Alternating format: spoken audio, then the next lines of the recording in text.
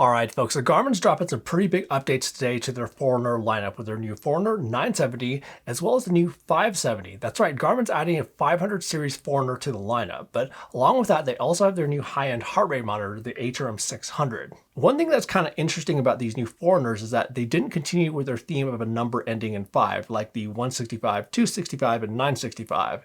These end in a 0. Why? Well, my guess is that they just started to see their number options running out, where if they called these, let's say, the 575 and 975, it'd only be like 2 more generations before they started to run out of numbers and would have to kind of come up with something different. There could be other reasons, but that's just my theory. Anyhow, in today's video, we're going to go over everything new with these new Forerunners, as well as their new heart rate monitor, as well as how these differ to some previous generation devices. Now, this isn't going to be a full in-depth review though, as I haven't had enough time with these to fully test them, but make sure to subscribe to the channel for my final thoughts on these and how they actually perform, which should be coming out in about a week or two. So the new 970 is the new top of the Forerunner lineup, replacing the quite popular 965, and with what they've added here, this is basically a baby Phoenix at this point. So first off, the 970 comes in 3 different colorways, a black version, a white version, as well as the soft gold titanium version. And I gotta say that I'm really loving this color right here. And all of these have a titanium bezel, just like the previous 965. And you'll also notice that they even brought the sensor guard accent that they introduced with the Phoenix 8 to the 970. So there are a lot of things that they've actually brought down from the Phoenix lineup here. The 970 is also basically the same size as the 965, where it has right around a 47mm case, but it's actually thinner at 12.9mm thin, which is actually kind of surprising considering some of the things they've actually added to the 970. And the 970 is rocking the same and quite large 1.4-inch AMOLED touchscreen display as the 965, and this is actually Garmin's largest AMOLED display that they have. However, what's covering the display has changed, where the 970 now has a sapphire lens, and this was actually something that I was kind of surprised to not see in the 965. So the 965 was the first Forerunner to come with a titanium bezel, which was definitely nice to have, but then it had a Gorilla Glass to protect the display versus sapphire, which is more scratch resistant. So it just seemed like kind of an odd mismatch with the 965 to have a titanium bezel but not sapphire. But that changes today with the 970, where this now has sapphire. And another thing that was missing from the previous 965 was Garmin's latest 5th generation heart rate sensor with ECG, and they finally now added that with the 970. And I think there'd be kind of a riot if they didn't actually have this sensor in the 970. But other than having a medically certified ECG capability in certain regions, this Gen 5 sensor will also provide better accuracy than the previous 4th generation sensor that was on the 965, especially with harder to track activities like, let's say, weight training, high intensity interval training, as well as activities with quick changes in heart rate. Oh, and then one more thing that you get with this 5th generation sensor is skin temperature tracking during sleep. Now, I haven't tested the 970 yet enough though in terms of accuracy, so I can't speak to this exact watch quite yet, but previous Garmin watches with the same sensor have done pretty well for me, but stay tuned for my in-depth review of the 970, where I'll be testing it for cycling, running, weight training, as well as high intensity interval training. Now, I know many of you out there are going to be really stoked to hear about this. So the 970 also comes with a dedicated LED flashlight like they have on their Phoenixes, as well as their Enduros, and even their Instincts now. And this is one of those features that's really hard to appreciate until you have it, where it just comes in super handy in many situations, like running at night, where it can help out with being seen. And I've actually used it even on my bike for safety as well, to all the simple things like just getting up in the middle of the night to go to the bathroom, taking the dog out for a walk at night, just tons of situations. And really, of all the Garmin features out there, this is the one I really can't live without, and now we have it on a Forerunner. But the weight of the 970 is just going to be slightly more than the previous 965, and I think that's probably due to both the sapphire lens as well as the flashlight. But I think those extra grams are going to be worth it considering the extra durability as well as the utility of the flashlight. And the 970 also has a speaker and microphone just like their Phoenix 8, where it just makes like nicer tones all throughout the interface. It can also be used to take calls and to watch itself as long as your phone is in Bluetooth range. And then you can also listen to music on that speaker as well with preloaded music. And then additionally, you can also use it to call on the voice assistant of your choice like Siri or Google Assistant, and then also has the voice command feature where you can do stuff like starting timers and alarms. But just note though that even though the 970 comes with a speaker and microphone where you can take calls on the watch itself, you still do need to have your phone with you in Bluetooth range, as the 970 doesn't have built-in cellular capabilities. Now, battery life though has taken a slight hit, where it's now up to 15 days in smartwatch mode if you're not using the always-on display versus like over 20 before. And I don't have numbers quite yet for if you do want to use the always-on display, that usually chops battery life down to about a third or so. And I'd guess somewhere around that like 5 to 7 day mark, but more details on that in the future. But what's kind of interesting though is battery life for outdoor activities, where in some configurations it's less, like their GPS only mode, but in the highest accuracy multiband mode it's slightly more. So that just could be due to some changes in the chipset configuration, but not really a drastic difference one way or the other, at least for tracking outdoor activities. But my guess to why it's not as much in daily mode is that it may have a smaller battery inside to make room for the flashlight as well as the microphone and speaker. There may be some other like daily operating system type things going on, but those are just my guesses. And speaking of that, the 970 also has support for listening to offline music with a pair of Bluetooth headphones without having to bring your phone with you, where you can download songs as well as podcasts from streaming services like Spotify, Amazon Music, and some other streaming services as well. But since this also has a speaker, you can also use that speaker to listen to your music. And the 970s also come with a new evening report feature, which is kind of interesting, where it's supposed to suggest how much sleep you may need based on your health metrics as well as your workouts. And then it can also provide reminders of tomorrow's workouts as well. And the reason this is kind of interesting is that it's designed to be a dynamic feature that's supposed to change like every day based on your health and your workouts. And again, I haven't had enough time with the 970 to test this quite yet, but more details on that in my final review. And then on the sports side of things, the 970 can also collect new advanced running dynamics when paired with their new HRM 600, with a new metric they're calling running tolerance, where it's supposed to help you assess how each run is impacting your body. And it's also supposed to recommend the maximum amount of weekly mileage to make sure that you're staying on track, but maybe more importantly, not to overdo it.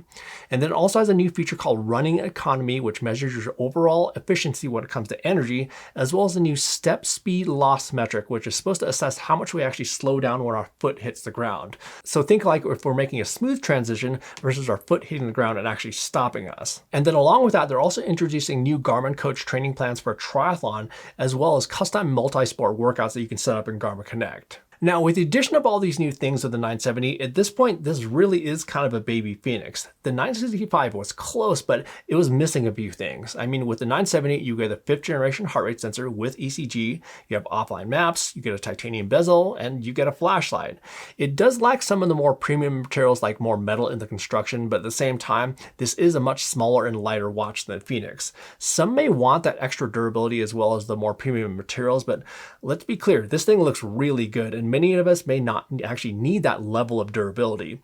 We just may want a great looking multi-sport watch that has those two useful utility features, the sapphire lens for durability as well as the handy flashlight. All right, so that's the new Forerunner 970, but now let's talk about probably one of the more unexpected things to come out today, this new Forerunner 570, which is actually the successor to the 265. And that makes it even more surprising that this isn't a model that they're actually intending to sit in between the 265 and the new 970. So the new Forerunner 570 runs $549, and it comes in a host of different colors depending on your preference, and it also comes in two different sizes, a 42mm model as well as a 47mm model, and they're also just slightly bigger cases than the 265 and the 265S, and here's how both of them look on my 185mm circumference wrist. And for the displays, so these also get a bump in size, where the larger 47mm model has a 1.4-inch display, which is up from the 1.3-inch display that they had before. And this new display is actually the same size as the 970. And then the 42mm model has a 1.2-inch display, which is up from the 1.1-inch before on the 265S. And then both of these also do have a touchscreen as well. And then these new displays are actually also brighter than the previous generation 265, and Garmin doesn't usually publish actual brightness levels, but it's pretty clear that these are in fact brighter than before. And then the 570 also gets a bump when it comes to materials versus the 265, where the 570 now has an aluminum bezel versus the plastic bezel from before. So this definitely has a bit more premium touch to it. And again, just like the gold titanium or purple version of the 970, this purple version of the 570 is pretty hot. And then the 570 also comes with a speaker and microphone just like the 970, so it can do all those same functions like calls, voice commands, as well as listening to music. But just like the 970, for call functionality, you do need to have your phone in Bluetooth range, as this doesn't have cellular capabilities either. And then the 570 also comes with support for offline music, where you'll be able to download music to the watch from those same streaming services. So this is where you can go out on your run and your ride and be able to listen to music without having to bring your phone with you. Oh, and then the 570 has 8 GB of storage for music, but it doesn't doesn't have map capability, so that storage isn't used for maps. So the 570 also comes with Garmin's latest 5th generation heart rate sensor, which also has skin temperature tracking during sleep. However, the 570 doesn't have ECG capabilities. Now with ECG is one of those things where if you need it, you really need it, but if you don't, you'll likely not use it. I'm fortunate enough to not really need that feature, so other than using it for testing, I don't really use it. However, I do use the higher accuracy that comes with the 5th generation sensor. So with the 570, you get the higher accuracy with the 5th generation sensor along with skin temperature tracking, but you just don't get ECG. And then the 570 also has Garmin's new evening report feature, just like the 970, and then it can also work with Garmin's new triathlon coaching plans, and then it also does have support for the custom multi-sport workouts. So that's what's new with the new 570 as well as 970, but now let's talk about actually what we didn't see today with these. So first off, there's no memory in pixel or transflective display option like we found on the 955. Not really a huge surprise though, considering that they didn't offer a memory in pixel option with the 265 and 965. Plus, they've even started to whittle down the options with MIP with their super high-end Phoenixes.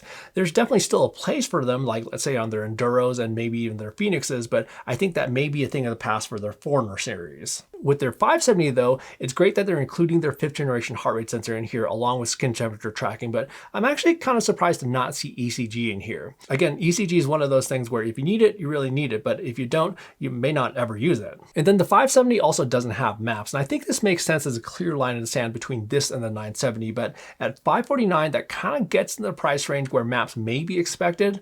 Like the 965 ran, I think $599 when that first came out, and then previous Forerunner 900 series watches were even cheaper that also had maps. Of course, there may be a factor of tariffs in here as well as like inflation, so I think the lack of maps could be on like kind of like one side of the fence or the other depending on who you are. And then along with the new 970 as well as the 570, so they're also rolling out the new HRM 600, and this is their new high-end heart rate monitor that's basically the new version of the HRM Pro Plus, but brings the secure connection type that they introduced with the recently released HRM 200, and I have a full in-depth review of that heart rate monitor in the description below. But with the HRM 600, so just like their HRM Pro Plus, other than being a heart rate monitor, it also has some more advanced features that work with certain Garmin watches, like it can collect some additional running dynamics beyond what their watches can collect, like I was mentioning before with the 970. It can also provide more accurate speed and distance while running indoors, and it can also store heart rate data on the strap itself, which you can use for sports like swimming, as well as sports where you're actually not allowed to wear a watch, like let's say mixed martial arts. And then another difference between the HRM 600 and the HRM Pro Plus is that this now has a detachable pod where this was an attached pod before, and then this also has LED lights that can indicate if it's awake and transmitting, as well as some like general battery status. But one really big change with the HRM 600 is that the HRM 600 has a rechargeable battery where it actually uses the same Garmin charging port as the majority of their watches. And with the HRM 600, they say it can last up to 2 months on the charge while using it for about an hour per day. Now, the price of the HRM 600 though is pretty up there, where it runs $169, where the HRM Pro Plus I think ran right around $129. That's a pretty big bump for this new strap, and the HRM Pro Plus is already a very good strap with a lot of features. In fact, it's actually one of my favorite straps to use. So it is certainly a pretty big bump for the recharging capability as well as some of the additional running dynamics here. So these are no doubt some pretty big updates to come out today with their new super premium 970 and a pretty substantial update with the 570. And I think definitely a couple surprises here and there. I think mostly on the good side, but maybe a few on the bad side as well. But if you have any questions about these that I didn't cover in the video, feel free to drop those down in the comment section down below, and make sure to subscribe to the channel for my full in-depth reviews of all of these, which will be coming up soon. In the meantime, have fun out there, and we will see you in the next video.